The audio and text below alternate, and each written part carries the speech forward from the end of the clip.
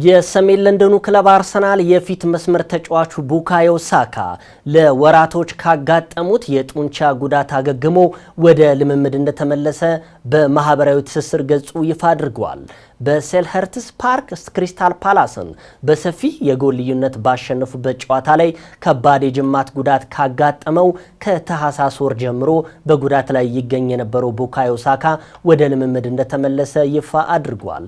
በአርሰናል የረጅም ጊዜ ፕሮጀክት ከማይነኩ ወሳኝ ተጫዋቾች በግንባር ቀደምትነት የሚጠቀሰው ቡካዮ ሳካ በመድፉ ቤት በጉዳት አለመኖሩን ተከትሎ ክለቡ በተደጋጋሚ ነጥብ መጣሉ እንደዋናነት በምክንያት ይነሳል። የጥንካሬ ተምሳሌቱ ተብሎ የሚወደሰው ወጣቱ ነገር ግን ከእድሜው በላይ ብዙ ጨዋታዎችን ለመድፈኞቹ ያከናወነው ቡካዮ ሳካ ወደ ጨዋታ በጠንካራ መንፈስ እንደሚመለስም ይጠበቃል።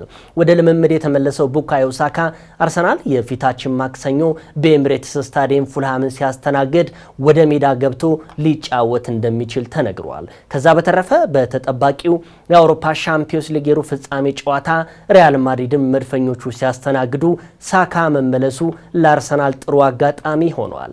የሰሜን ለንደኑ ክለብ አርሰናል ለረጅም ዓመታት የሚያቆየውን የውል ኮንትራት ለቡካዮ ሳካ እንዳዘጋጀለት በቅርቡ መነገሩ የሚታወስ ነው።